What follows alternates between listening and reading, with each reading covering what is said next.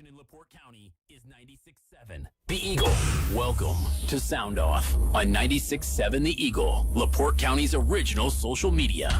Sound Off is a public interest forum that encourages your voice to be heard on the topics and issues impacting our local communities. For the next 30 minutes, we invite you to be part of the conversation by calling 219-362-0522. And you can now text your questions to the Liquor Vault on-air line or by email to soundoff@967theeagle.com.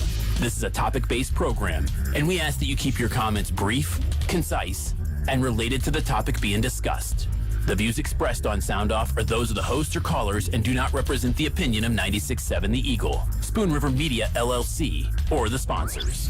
The Liquor Vault on-air line is now open for your calls or texts at 219-362-0522. This is Sound Off on 96.7 The Eagle. Hello, friends. Today is Friday, November 5th. So you're listening to Sound Off on 96.7 The Eagle.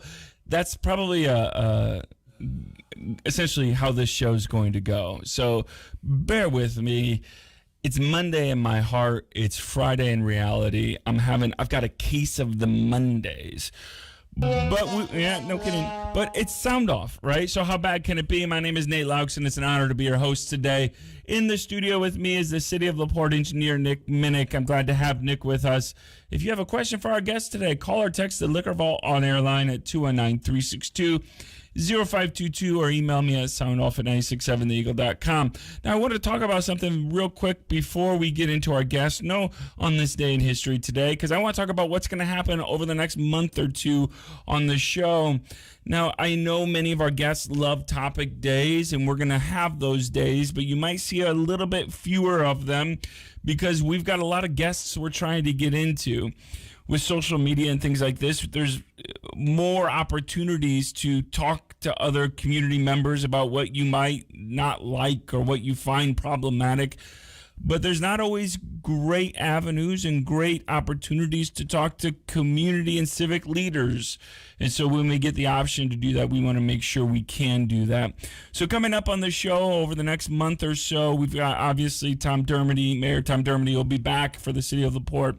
We've got Sheriff John Boyd coming on the show. We've got we're going to have a show just on high school basketball. Chip is going to be back to talk a little bit more about what we expect out of LaPorte high school basketball.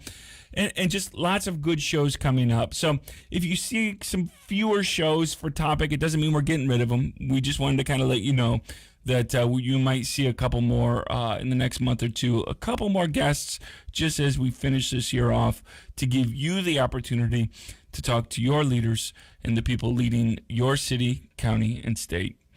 So Nick Minnick is the engineer for the city of LaPorte. Born and raised here in LaPorte, he has extensive experience in community, municipal, and civil engineering projects. Because of an innovative pavement management system designed by Nick, LaPorte was the first city in Indiana to win a federal grant for pavement maintenance based on an approved asset management system. He received a bachelor's degree in civil engineering from Valparaiso University and his master's degree in sustainable infrastructures from the University of Colorado.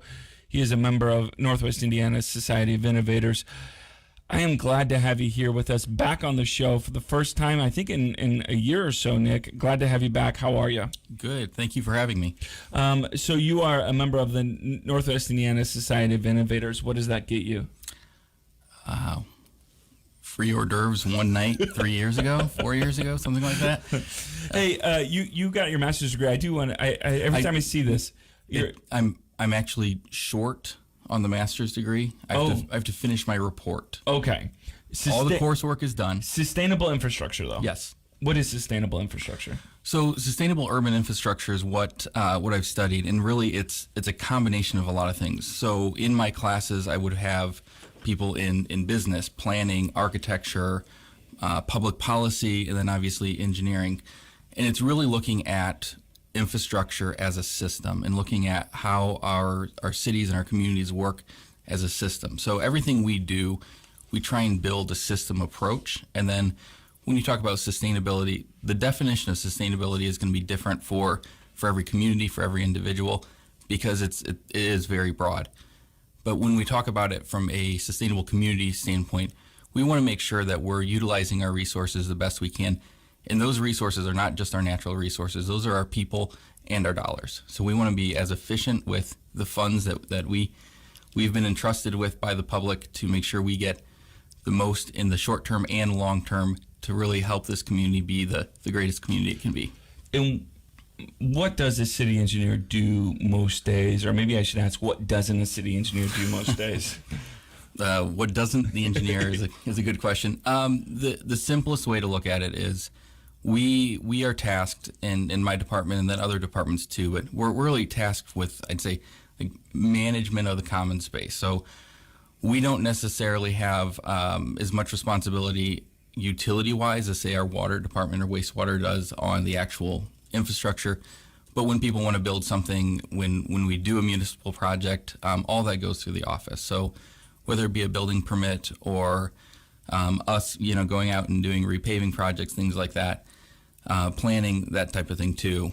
Recently, the engineering department's kind of expanded to take over a little bit more of a leadership role with planning too. So we're trying to integrate and be more efficient and make sure that we're providing the best service we can for the community. Yeah, so let's talk about this. We've got city engineer Nick Minnick on the show, and you said there's a little bit of evolution, and I know Mayor Tom Dermody's doing lots of kind of different changes and tweaks and things like that to talk about efficiencies, all these kind of things. And your department is going to change a little bit. And what are some of those changes that are coming up? So previously, our city planner would have been kind of a separate department, more or less, but we're bringing that into engineering, and it's not engineering anymore then.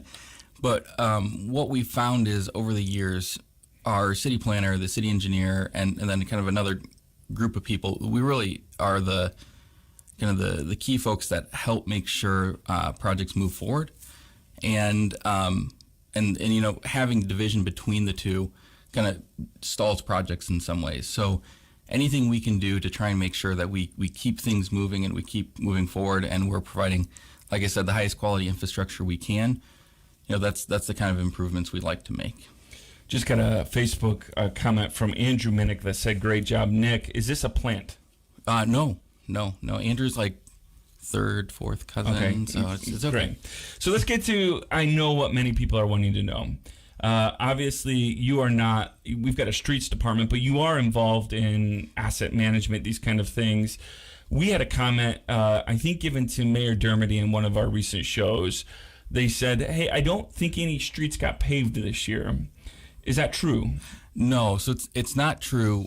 We did pave less streets this year than we have in the past. And one of the reasons for that is really it's how and when we get our funds. So our funds are all, they're set about 50% of them, but the other 50% for road paving, we actually have to apply to the state for. So a couple of years ago we applied, and you can apply 2 times a year.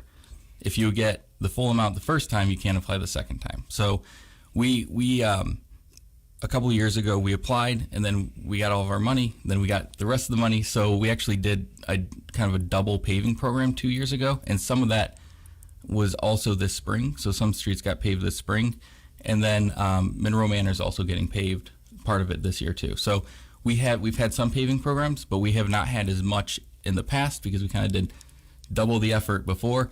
The funds we need to match those dollars only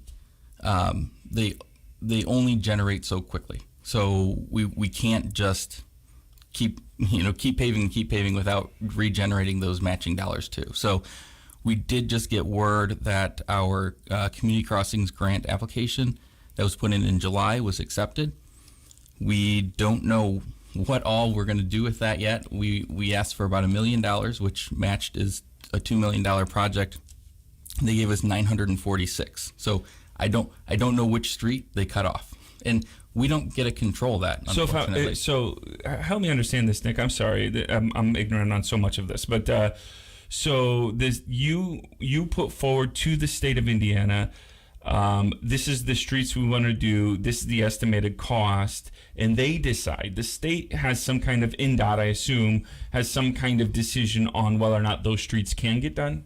Well, we give them our prioritization. So we give them the streets we want to do. We prioritize those, and then what they do is they wait until they close their books financially, I think every 2 quarters, every half a year, when they close the books and know exactly how much they can give, that's when they decide how much they're going to give to each community. So we will apply for the maximum amount every year, but it's up to the state determining on a semi-annual basis how much they're going to have available for paving to decide which streets we get. And again, we do prioritize, but we're never guaranteed any of those dollars. So I'm going to clarify this again because I'm still a little confused. So you're going to get, let's say you said roughly $950,000, and then the city will put forward $950,000 as well. Part of the deal is you have to match it, which is a common federal state level grant system. But you're going to do that $950,000. They're going to do $950,000. Doesn't the city get to decide what streets are done then? No, it's determined with that grant application. So yes, we decide when we apply. We don't decide when we receive the funds which streets were selected, or hopefully in the best case scenario we get all the money and we do all the streets we put on the list. So you still haven't received back from them the streets that have made the cut and the streets that haven't? Well, we just received notice yesterday. I think there was a press release that went out, so we know that the number is 946. Okay. All right. So you know the amount of money. Yep. And then how quickly will people, our listeners who are concerned about roads, obviously, how quickly will they know what roads for the next year are going to be getting done? As soon as we have additional information, we'll put that out there, and we'll actually start the bidding process. We have 4 months to complete that process, so we'll have a contract with a road paving contractor within the next 4 months. All right. Well, we've got City Engineer Nick Minnick. We're talking about streets. I want to come back and talk about more economic development, what's going on. We'll talk about that, Aldi, those other things. If you've got a question, though, I want to hear from you. The Liquor Vault on-air line is open, 219-362-0522. You're welcome to text me or call me at that number, or if you're watching through our Facebook live stream, you can ask a question there. I'd be happy to ask Nick as well. Or you can email me at soundoff@967theeagle.com. We're going to take our first break of the day. I look forward to hearing from you after this. Give us a call during the commercial break and keep it right here on 96.7 The Eagle. Ben Conowitz here, LaPorte Seamless Gutter, 219-362-9972. Fall is here, and that means leaves and debris for your gutter system. We've got 3 separate types of gutter guard for your home. Leaves and debris come in all shapes and sizes. We don't need a one-size-fits-all for your gutter. Give us a call today for a free estimate at 219-362-9972, or you can visit us on the web, www.lpseamless.com. Here's another job opportunity from HometownNewsNow.com. LaPorte County government is hiring full-time and part-time positions, ranging from corrections, juvenile services, clerical, and janitorial. Full-time positions offer plenty of benefits and pay incentives. To apply for these positions and view job descriptions, go to laporteco.in.gov/employment or stop into Human Resources at 555 Michigan Avenue, Suite 101 in LaPorte. This has been a Jobs Spotlight Extra. Look under Hot Topics at HometownNewsNow.com for job details. Look at all the things I've collected over the years in here, Dave. Why, Dad? So you'll have many things to remember me by, and, I'm sure you can use it all someday. But, Dad, I can't use all these things. Yep, and just think, it's all yours someday. Oh, wow. Thanks, Dad. Is that a bumper I see buried with this stuff? Oh, hey, yeah, I believe it's your mom's 1976 Pinto. And again, it's going to be yours someday. Do you have things you don't need or want anymore? Are you tired of seeing things that you thought was a good idea to buy and then turn around and put it away in some corner of your garage?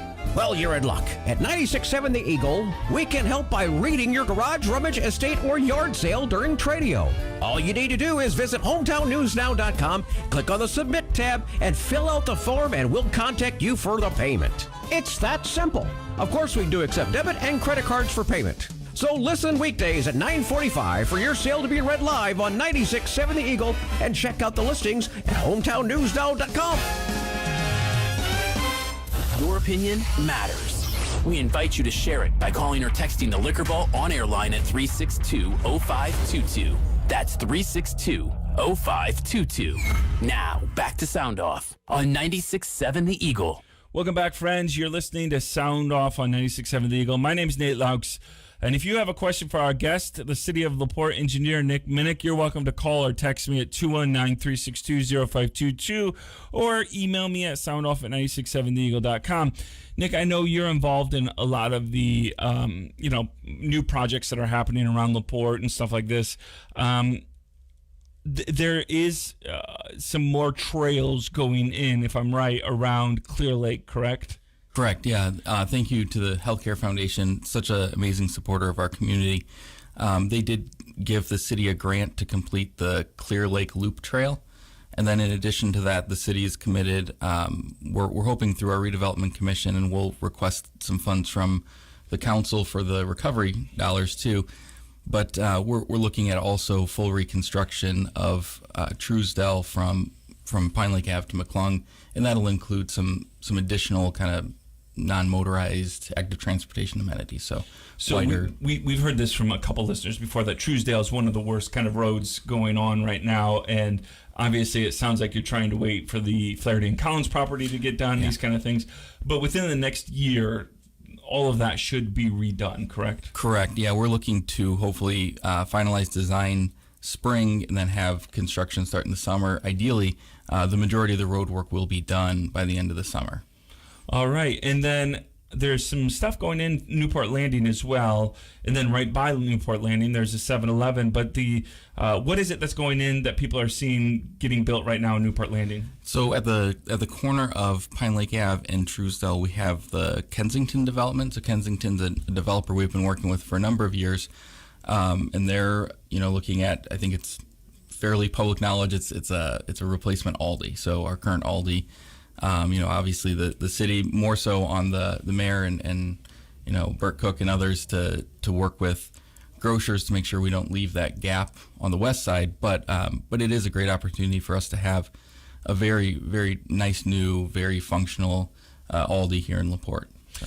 All right, we've got City of LaPorte engineer Nick Minnick with us on the show today. If you have a question, you're welcome to call or text us, 219-362-0522, or email me at soundoff@967theeagle.com. Here's some questions we've got coming in through the text line. Thanks so much for texting, everyone. I have an existing parking lot, and I want to regrade and repave it. Is drainage an issue? Meaning, do I need to put in some sort of drainage system before I pave it? Thank you. Yes. So this is kind of there's a line, and there's a line between maintenance and rebuilding something. So if you're going to reconstruct a lot and change your drainage and change things about it, then you would need to get a permit, and we'd need to look at how drainage is handled. If you're just doing maintenance on an existing parking lot, that's not something that would require kind of additional drainage work or anything like that. So it's really that change in the construction, change in the structure of something like a parking lot that would trigger the need for a building permit and an additional storage for stormwater. All right, another question for you. What happened to the city doing the $50,000 a year of sidewalks to be fixed by the city that was ordered by the federal court? Aren't you technically now in violation of that order? Oh, no, not at all. We actually spend significantly more than $50,000 a year in sidewalks. We have a 50-50 program that we started that we've done for many years, but this spring we've had a hard time getting it going just because, like everyone, staffing and projects and everything, there's a lot going on, and we don't always have the resources to get it done. But the city has been investing anywhere on average between, I'd say, about $300,000 and $500,000 in sidewalks every year over the last 6 years, I would guess.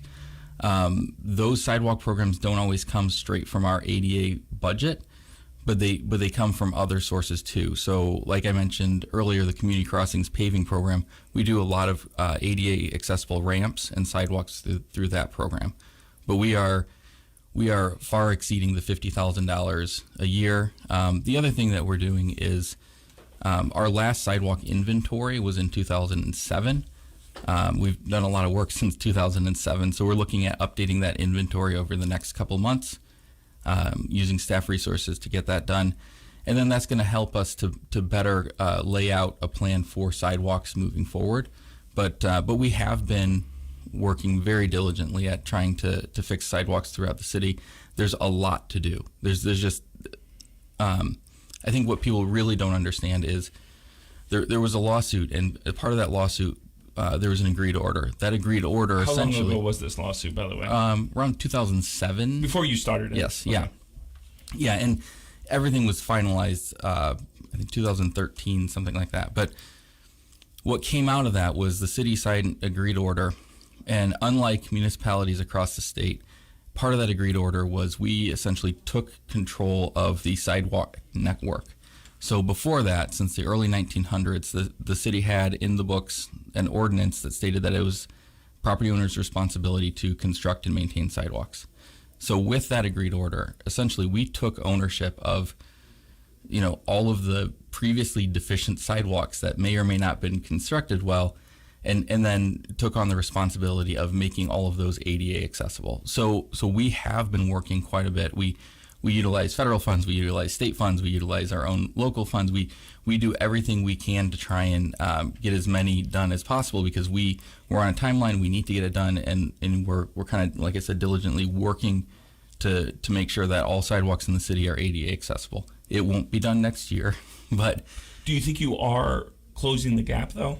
we are. So we have two priority areas that are nearing completion. Priority area 1 was substantially complete back in I think 17, and we should be getting pretty close on our priority area 2. Priority area 3, and this is all per that agreed order. Priority area 3 is the rest of the city. So that is going to take some time to make sure that we correct all ADA deficiencies. And one thing I'll mention is, when we say correct all ADA deficiencies, that means we're fixing trip hazards. We're not necessarily going out and giving everybody brand new sidewalks. So also, I know that the city is replacing a lot of sidewalks. How old are some of these sidewalks that you're replacing? So I did a little research, I think a few years back when we did the sidewalks on Jefferson, there was a stamp in one of the sidewalks. And so that sidewalk had actually been laid in the early 1900s, right around, I think, 1908. So we're fixing sidewalks, we're fixing infrastructure that's been in place and hopefully somewhat functional for at least 100 years in a lot of cases. So these sidewalks are not new. We know we've got these issues. The tree canopy has aged as well. That's causing issues. There's a lot of different issues that we're trying to address. And we are trying to do it in a fairly systematic way so that, we're being as efficient with those taxpayer dollars as possible. We've got City of LaPorte engineer Nick Minnick on the show today. The Liquor Vault on our line is 219-362-0522. That's 219-362-0522. Just put that in your phone, all right? Put sound off in there. You can text me when you have a question on it, and give me a call if you want. If you have a question for Nick Minnick. We've got some texts coming in, though. So I think it's a good idea for a restaurant at Lily Lake, but let them have the whole lot. If you really want a canoe rental, Clear Lake would be perfect. The old hospital needs to be demolished. It's old and wore out. It would be a money pit. Don't get involved with it. Do you agree? Any comments to this? There's not really a question here. Personally, yes, I would love to have a restaurant on Clear Lake, and I think Lily Lake. On the Lily Lake. Yeah, great. We should have restaurants on all of our lakes. That sounds really enjoyable. I like to eat our local restaurants. All right, here's another one. Why do you repave roads that do not need it just because they are by a school when there are other side roads that clearly need repaved? So that's a little bit of a loaded question. So there are a lot of roads that need reconstructed or rebuilt, but there's also a lot of roads that need certain levels of maintenance, and some of that maintenance means repaving. So if you have a road that you can repave and put 1.5 inches of surface down and get an extra 7 to 10 years of life out of that road, that's going to be a better financial situation for the city than to go in and reconstruct another road. So the highest cost to repair infrastructure is a reconstruction of a road. But again, if you can keep those roads in decent condition, then you avoid that extremely high cost of full replacement. So you may see 1.5 inches, or you may see a little more pavement go down on certain roads that seem better than others, but it's because by doing that over the long term, our asset management program is actually creating kind of this delta that allows us to go in and now fix some of these roads that really need substantial work That are and do it right. significantly more expensive, too. Right? Significantly more expensive. All right, well, we've got Nick Minnick, the City of LaPorte engineer, on the show. We're going to take our final break of the day. Keep these questions coming through our text or phone lines, 219-362-0522. Got some more questions coming in through text. If you have got a question, again, for Nick Minnick, we'd love to hear from you. That's 219-362-0522. Glad to have you with us on the show today. Keep listening to 96.7 The Eagle.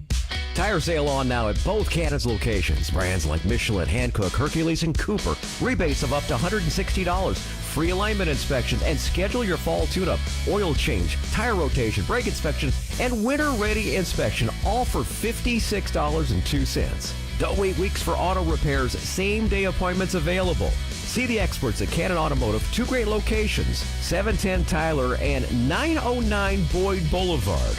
Go further with Cannon's Automotive. Now at Menards, save big money on your next project with 11% off everything. Update your home with new flooring from Shaw. Add comfort with soft and luxurious carpet. Transform the look of any living space with durable laminate flooring. Vinyl plank flooring is waterproof and clicks together for an easy installation. Get 11% off everything now at Menards. Good through November 6th. Savings are a mail-in rebate. Some exclusions apply. See store for details. Save big money at Menards. Hello, I'm Dr. Lisa Booth at Hero Pet Animal Hospital. We are all about celebrating your pets as the heroes that they truly are. That's why we are supporting the Country Critter of the Week from LaPorte County Animal Shelter. We are excited to announce that we are now open, located at the corner of Highway 421 and Route 2 across from the McDonald's. We are a full-service veterinary hospital open 6 days a week, Monday through Friday, 7:30 a.m. to 6 p.m. and 8 a.m. to 2 p.m. on Saturday. Please call us at 219-515-4376 to schedule an appointment. Or if you need to see a doctor right away, we also offer walk-in services. So who's hungry? Good, because I've got a deal for you. Hey, it's Dennis Siddell. Make sure you listen for Denny's Diner weekdays at 6:55 right here on the Morning Mayhem. Both Joe and I will be cooking up some country trivia questions, and if you have the correct answer, you'll be the winner of a $20 gift card from either JJ's Side Out Bar and Grill, Wana Pizza, The Burger Bar and Grill, Nowhere Bar and Grill, and T-Berry's Diner. Make sure to join us for Denny's Diner at 6:55 a.m. during the Morning Mayhem for your chance to win a 96.7 The Eagle. This look at the forecast brought to you by M&R Upholstery, your go-to for reupholstery work since 1974. Locally owned and operated, turning your old into new. Commercial and residential with local pickup and delivery at 613 Andrew Avenue in LaPorte. Michiana weather. Highs around 51 this afternoon. Under sunny skies, southerly winds 8 to 15 miles per hour. Lows around 31 tonight. High at 55 tomorrow. From the Weather Center at HometownNewsNow.com. Right now, 48. We're waiting to hear from you. Dial or text 362-0522 and let us know what you think. That's 362-0522. Back to Sound Off on 96.7 The Eagle. Welcome back, friends. Just about 10 minutes left on the show today. If you have a question, we've got City of LaPorte engineer Nick Minnick with us, 219-362-0522. You can text me. You can call me. Send a pigeon as long as they get here within 10 minutes. All right, here's a question we received, Nick, through our text line. Do you know if there's an ordinance on the books for the contractors to remove utility locate flags after they're done with their construction? I see a lot of flags still on certain job sites around the city, and I wouldn't think it would be up to the homeowner to remove those flags from their yard. Thank you. You know, I'm not sure if there's an ordinance on the book to remove, and in most cases, it's very, very strict on not removing those flags. Now, at the end of the project, it would make some sense.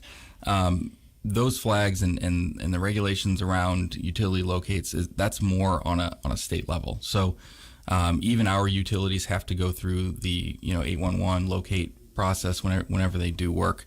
If we hit something, we're fined just the same as any other contractor. So it'd be something to look at, and I'll take a look at that and see if that might be something we want to do. All right, thank you so much. We've got a caller on the line today. Let's get to that caller. Hey, thanks so much for calling today. What's your question for City of LaPorte engineer Nick Minnick? Yeah, I'm just I'm kind of wondering about other news. This also, but just kind of wondering with all the things going on nationwide. Are you going to have some shows coming up where we talk about that? How it reflects on. our community here. Yeah, certainly. We'll have those shows as well. Yeah, no, we're not getting rid of topic shows. I just wanted people to know that if they see 2 guests in a week or something, it's not like we're getting rid of topic shows. We just, had to get a panelist. I mean topics of, national or international. There's so many things going on.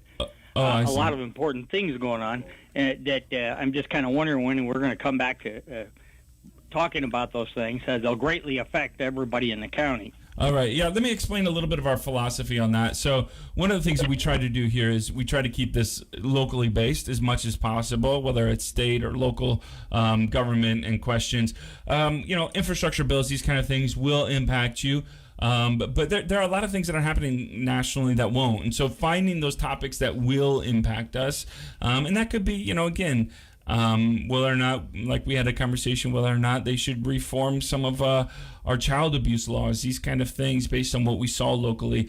But we do try to manage, and we try to, the station tries to have these conversations in a way that does interest our local community. Because obviously there are so many just different national stuff that's happening, different national shows to participate in that, but there's not a lot that are focused just on LaPorte County, and so we try to do that as best as we can here.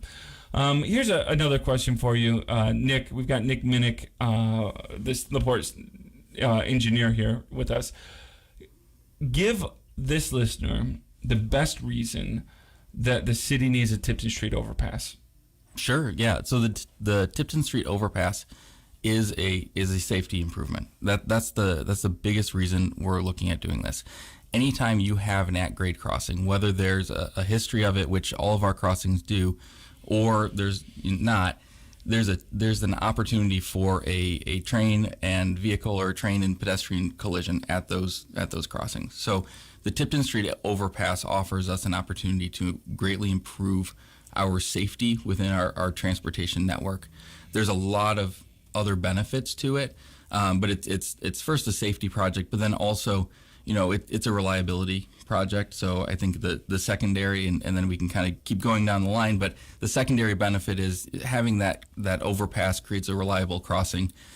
Several times I've heard from both our police department and our fire chief that, waiting to respond to a call at a railroad is just not an option. And the overpass in the middle of the city is just not always an option either. So we do have times when that's not available. And in this case, we have a lot of gridlocking issues, transportation-wise and safety-wise. So it is really a safety improvement, but it goes well beyond that, and it'll be a great asset for the community, for our entire transportation network. And I know this isn't the first level goal, but would a potential secondary cursory goal of this is to take down some of the train noise as well? Yeah, so by doing this, we will get closer to a quiet zone without additional dollars spent. So this was an 80-20 grant where we only pay 20% for right-of-way acquisition and construction. We don't pay anything up front for design. So really it's like probably closer to a 90-10 type grant situation.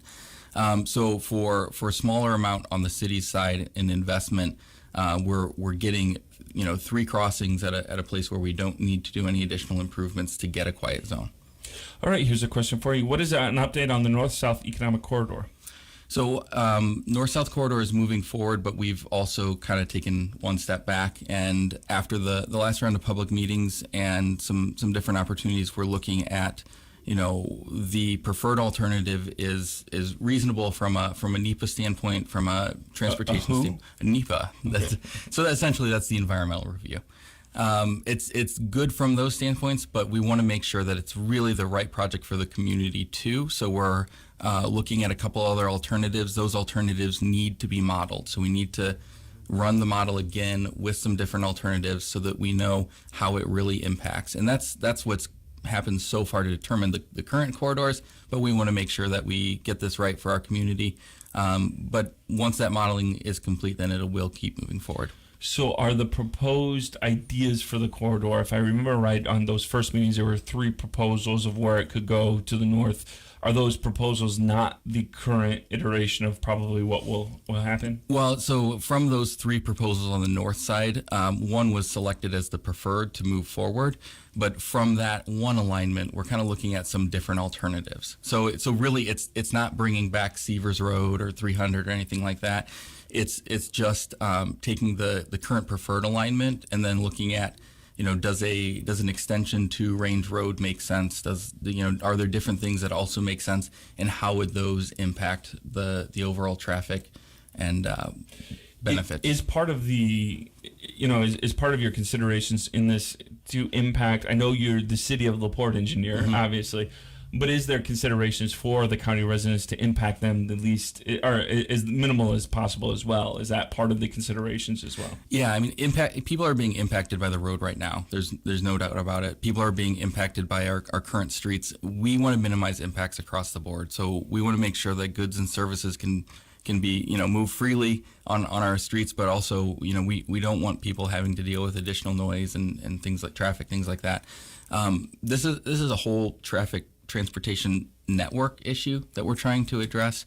So no matter what we do, there's going to be impacts. The do nothing scenario, it greatly impacts a whole lot of people, in very significant ways. But I think there's levels of alternatives that we can move forward and make sure that we're addressing our overall countywide transportation needs, and people sometimes forget the city is in the county. So we have transportation needs, and we're in the county too. All right, our final question of the day. What is the water department going to do on Ohio Street next week? So the water department is closing a loop. So the Whispering Meadow subdivision has a water line that goes up to Ohio Street, and the water department has a water main that ends on Ohio Street. So they'll be closing the loop, and that'll have positive impacts on the water network in that area. All right, Nick Minnick, thank you so much for being on the show today. I'll give you the final word. What do you want our listeners to know? Just we're here for you. That's our role. So communicate with us, and we'll do our best to make sure that we meet your needs from an infrastructure standpoint the best we can. And I assume you're like Mayor Tom Dermody, that if you have a question, you don't even have to ask it online. Just call or find a way to connect to you, right? Call the office. Email's great because that does get to me a little bit quicker because it gets me anywhere I'm at. But whatever. What's your email address? It's nminnick@cityoflaporte.in.gov. All right. Well, thanks so much for being on the show again, Nick. Nick Minnick is the City of LaPorte engineer. If you have any questions about that, again, refer your questions to Nick, not me, because I don't know the answers. I just like to provide the access for our listeners to those who are making decisions and helping you have a better community. Hey, I want to thank you so much for listening today. You can always find this episode on hometownnewsnow.com or wherever our podcasts are found. If you ever miss an episode and want to catch up or just re-listen, you're welcome to do that there. Please rate it, subscribe, help us out by sharing.